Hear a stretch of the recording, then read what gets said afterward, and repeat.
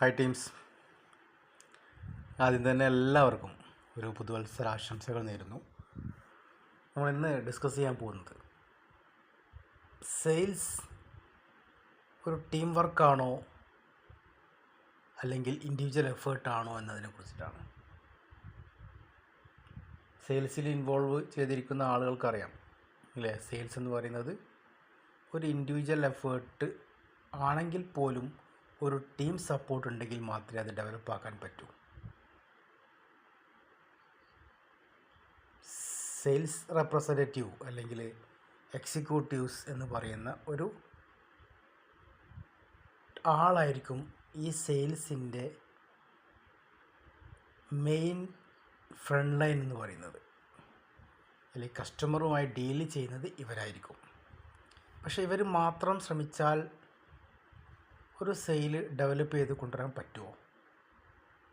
ഞാൻ മനസ്സിലാക്കുന്നത് അത് പ്രയാസമാണ് എന്നാണ്.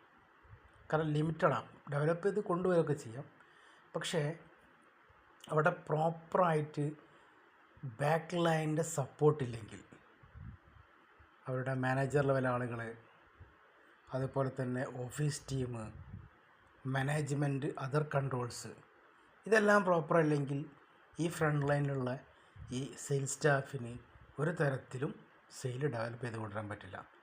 അല്ലെങ്കിൽ ആ ഡെവലപ്പ് ചെയ്യാനുള്ള മറ്റെന്തെങ്കിലും കാര്യങ്ങൾ അവിടെ ഡീഫോൾട്ടായി കിടക്കുന്നുണ്ടെങ്കിൽ ആ സെയിൽ ഇൻക്രീസ് ചെയ്യാൻ പറ്റില്ല.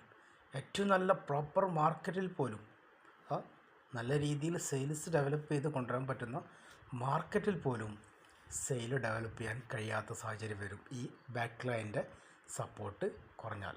അതുപോലെ തന്നെ ബാക്ക് ലൈനിൻ്റെ സപ്പോർട്ട് വളരെ പെർഫെക്റ്റാണ്, പക്ഷേ ഫ്രണ്ട് ലൈനിലുള്ള ആൾ അഥവാ എക്സിക്യൂട്ടീവ്സ് അല്ലെങ്കിൽ സെയിൽസിന് കസ്റ്റമറുമായി ഡീൽ ചെയ്യുന്ന ആൾ പ്രോപ്പർ അല്ലെങ്കിലും സെയിൽ ഇൻക്രീസ് ആവില്ല. ഈ രണ്ട് കാര്യങ്ങളും ഈക്വൽ ലൈനിലേക്ക് എത്തിക്കുക എന്നുള്ളതാണ് ഒരു മാനേജ്മെൻറ്റിൻ്റെ ആവശ്യകത എന്ന് പറയുന്നത്.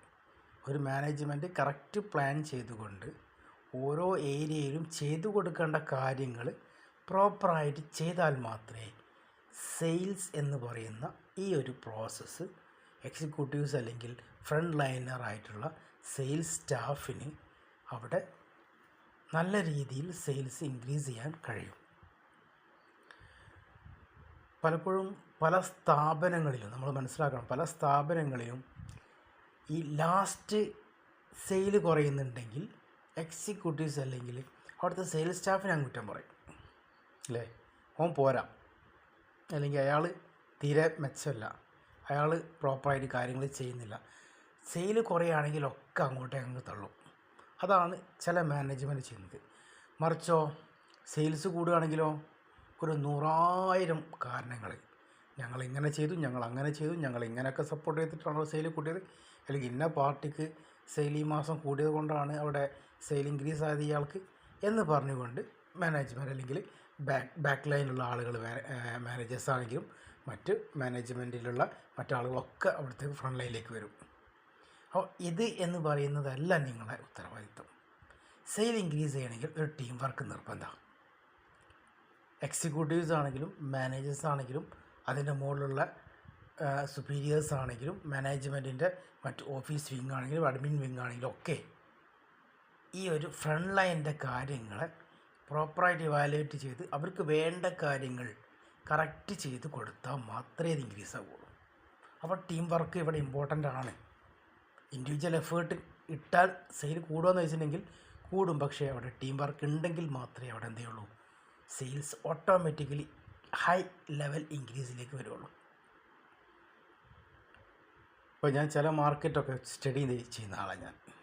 അല്ലെങ്കിൽ പല രീതിയിലുള്ള കാരണങ്ങൾ ചില സ്ഥലത്തൊക്കെ നമ്മളൊക്കെ പല രീതിയിലും ഇവാലുവേറ്റ് ചെയ്യാറുണ്ട്. അപ്പോൾ ചില സ്ഥലത്ത് ആളുകൾക്ക് സെയിൽ കൂടി വരുന്നത് കാണാറുണ്ട് ചില ഇൻഡിവിജ്വൽസിന്. അപ്പോൾ അതിനെക്കുറിച്ച് പഠിച്ച് നോക്കുമ്പം അവരെന്താ ചെയ്യുക വെച്ചിട്ടുണ്ടെങ്കിൽ അവർക്ക് ടീം വർക്കാണ് അവിടെ പ്രോപ്പറായിട്ട് വരുന്നത്. അതുപോലെ തന്നെ അവരെന്താവശ്യപ്പെട്ടാലും സെയിൽസ് വിങ്ങിലുള്ള ഫ്രണ്ട് ലൈനിലുള്ള ആൾ ഏത് രീതിയിലൊക്കെ അവിടെ മാനേജ്മെൻറ്റ് ആവശ്യം ഉന്നയിക്കുന്നോ അതെല്ലാം പ്രോപ്പറായിട്ട് ചെയ്ത് കൊടുക്കുന്നുണ്ട്. അപ്പോൾ ഓട്ടോമാറ്റിക്കലി അയാൾക്ക് ആ മാർക്കറ്റിൽ നല്ല രീതിയിൽ തന്നെ ഗ്രോത്ത് ഉണ്ടാക്കി കൊടുക്കാം. അതേ മുകളിൽ തന്നെ വേറെ ടീമിൽ നമ്മൾ കാണാറുണ്ട് സെയിൽസ് വിങ്ങിലുള്ള ഇവരെ സെയിൽ ഇൻക്രീസ് ആവേണ്ട വെച്ചാൽ ഇൻക്രീസ് ആവുന്നുണ്ട്.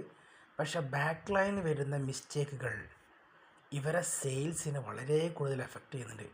ഇവരെങ്ങനെ ശ്രമിച്ചാലും എന്ത് ചെയ്യില്ല, ബാക്ക് ലൈനിലുള്ള മിസ്റ്റേക്കുകൾ ഇവരെ ഫ്രണ്ട് ലൈനുള്ള സെയിൽസിന് അല്ലെങ്കിൽ കസ്റ്റമേഴ്സ് സാറ്റിസ്ഫാക്ഷൻ ഇല്ലാതെ ആകുമ്പോൾ അവർ നെഗറ്റീവ് തോട്ടുകൾ ഇട്ടുകൊണ്ട് അവിടെ സെയിൽസ് ഡിക്രീസ് ചെയ്യാനുള്ളൊരു സാധ്യത ഉണ്ടാവും. അപ്പോൾ ഈ ലൈനിലുള്ള മാനേജ്മെൻറ്റ് മുതൽ എക്സിക്യൂട്ടീവ് ലൈനിലുള്ള ആളുകൾ വരെ പ്രോപ്പറായാൽ മാത്രമേ ആ മാർക്കറ്റിൽ എത്ര നല്ല രീതിയിലും ബിസിനസ് ഡെവലപ്പ് ചെയ്ത് കൊണ്ടുവരാൻ പറ്റും. അതർവൈസ് ഒരു രക്ഷയുണ്ടാവില്ല, നമുക്കവിടെ ബിസിനസ് ഡെവലപ്പ് ചെയ്യാൻ പറ്റില്ല. അത് എത്ര നല്ല മാർക്കറ്റാണെങ്കിൽ പോലും ബിസിനസ് ഡെവലപ്പ് ചെയ്യാൻ പറ്റില്ല.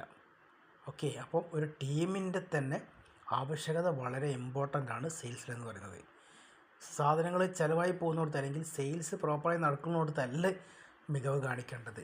സെയിൽ ഇല്ലാത്തടത്ത് സെയിൽ ഇൻക്രീസ് ചെയ്യാനുള്ള ടെക്നിക്കുകളും അവർക്ക് വേണ്ടിയുള്ള കാര്യങ്ങളും ചെയ്തു കൊടുത്ത് അവിടെ കാര്യങ്ങൾ ഡെവലപ്പ് ചെയ്ത് കൊണ്ടുവരാനുള്ള ഉത്തരവാദിത്തമാണ് ഒരു മാനേജ്മെൻറ്റിന് ചെയ്യാനുള്ള ഏറ്റവും വലിയ റെസ്പോൺസിബിലിറ്റി എന്ന് പറയുന്നത്. അത് ചെയ്തു കൊടുക്കാതെ ഒരിക്കലും എന്ത് ചെയ്യരുത്, ആരെയും കുറ്റം പറയാൻ മാനേജ്മെൻറ്റോ അല്ലെങ്കിൽ ഫ്രണ്ട് ലൈനറോ നിൽക്കരുത് എന്നാണ് എനിക്ക് പറയാനുള്ളത്. അങ്ങനെ ആവുമ്പോൾ നമുക്ക് പരസ്പരം പഴി ചാരാതെ തന്നെ അവിടെ ഡെവലപ്പ് ചെയ്ത് കൊണ്ടുവരാൻ പറ്റും. ഇപ്പോൾ ഞാൻ കുറേ ദിവസങ്ങളായിട്ട് ഇങ്ങനെ ശ്രദ്ധിക്കാറുണ്ട്, പിന്നെ പല സ്ഥലങ്ങളിലും ചില ഏരിയകൾ ബേസ് ചെയ്തുകൊണ്ട് ചില സമയങ്ങളിൽ സെയിൽസ് കൂടാൻ ഉള്ള സാധ്യതകൾ കാണാറുണ്ട്. പക്ഷേ അവിടെ കാര്യങ്ങൾ പ്രോപ്പറായി വരുമ്പോഴായിരിക്കും അവിടെ നെഗറ്റീവ്സ്, പല രീതിയിലുള്ള നെഗറ്റീവ്സ്. ഒന്നൊന്നുമില്ല, ഈ സെയിൽസ് എക്സിക്യൂട്ടീവ്സ് അല്ലെങ്കിൽ സെയിൽസ് സ്റ്റാഫ് മാത്രമായിരിക്കും മാർക്കറ്റ് ഉണ്ടാവുക. ആ മാർക്കറ്റിൽ അവരുടെ അസംബ്ലിയിലുള്ള ആളുകളോ അല്ലെങ്കിൽ അതർ മാനേജ്മെൻറ്റ് ക്രൈറ്റീരിയ ഹാൻഡിൽ ചെയ്യുന്ന ആളുകളോ അല്ലെങ്കിൽ ഓഫീസ് വിങ്ങിൻ്റെ ഒരു സപ്പോർട്ടോ ആ മാർക്കറ്റിൽ ഉണ്ടാവില്ല. അപ്പോൾ ഇയാൾ ഡെയിലി പോകുന്നുണ്ടാവും, മാർക്കറ്റിലേക്ക് പോകുന്നുണ്ട്, അവരുടെ കസ്റ്റമേഴ്സിനെ കാണുന്നുണ്ട്, സംസാരിക്കുന്നുണ്ട്, അവർക്ക് കഴിയുന്ന കാര്യങ്ങൾ ചെയ്തു കൊടുക്കുന്നുണ്ട്, സാധനങ്ങൾ ഓർഡർ വന്നു കഴിഞ്ഞാൽ ആ ഓർഡർ കറക്റ്റ് കൊടുക്കാൻ ശ്രമിക്കുന്നുണ്ട്. പക്ഷേ ബാക്ക് ലെവലുള്ള വേറെ ഒരു സപ്പോർട്ടും ഇല്ലെങ്കിൽ ഇയാൾക്ക് ചെയ്യാൻ പറ്റുന്നതിൻ്റെ മാക്സിമം ചെയ്യുന്നതിനനുസരിച്ചായിരിക്കും സെയിൽ കയറുക. അതിൻ്റെ അപ്പുറത്തേക്കൊരു സെയിൽ ഇയാൾക്ക് കൊണ്ടുവരാൻ കഴിയില്ല. അതിന് വേണ്ടി ഞാനൊരു എക്സാമ്പിൾ പറഞ്ഞുതരാം. ഇപ്പം ഒരു മാർക്കറ്റിൽ നമ്മൾ സപ്ലൈ ചെയ്യുന്നത് മന്ത്ലി 1 ടൈം ആണെങ്കിൽ ആ 1 ടൈം മാത്രമേ അയാൾക്ക് എന്ത് ചെയ്തിട്ടുള്ളൂ, ആ സാധനം അവിടെ സപ്ലൈ ആയിട്ടുള്ളൂ. കസ്റ്റമേഴ്സ് റിക്വയർമെൻറ്റ് ഉണ്ടെങ്കിൽ പോലും ഈ സാധനം അയാൾക്ക് എത്താനുള്ള ഓപ്ഷൻ അവിടെ ഇല്ല.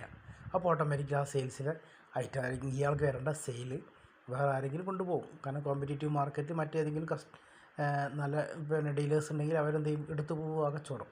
അതുപോലെ തന്നെ ഈ വെഹിക്കിൾ സപ്ലൈ വിങ് പോലും പ്രോപ്പറായിട്ട് റിക്വയർമെൻറ്റ് അനുസരിച്ച് കൊടുക്കാനുള്ളൊരു സാഹചര്യം കൂടെ നമ്മൾ മാനേജ്മെൻറ്റ് ലെവലിൽ ചെയ്ത് കഴിഞ്ഞാൽ മാത്രമേ ആ മാർക്കറ്റിൽ കാര്യങ്ങൾ വളരെ വെടിപ്പായിട്ടും വൃത്തിയായിട്ടും ഉയർത്തിയെടുക്കാൻ അല്ലെങ്കിൽ സെയിൽസ് ഇൻക്രീസ് ചെയ്യിച്ച് കൊണ്ടുവരാൻ നമുക്ക് കഴിയുള്ളൂ. അപ്പോൾ അതിനുള്ള കാര്യങ്ങളാണ് നിങ്ങൾ ചെയ്യേണ്ടത്. ടീം വർക്ക് എന്ന് പറയുന്ന പ്രോസസ്സ് വളരെ പെർഫെക്റ്റായിട്ട് തന്നെ യൂട്ടിലൈസ് ചെയ്താൽ ഏതനങ്ങാത്ത മാർക്കറ്റിലും നമുക്ക് സെയിൽസ് ഗ്രോത്ത് ഉണ്ടാക്കാൻ പറ്റും എന്ന് നിങ്ങൾ മനസ്സിലാക്കുക. Okay, thank you.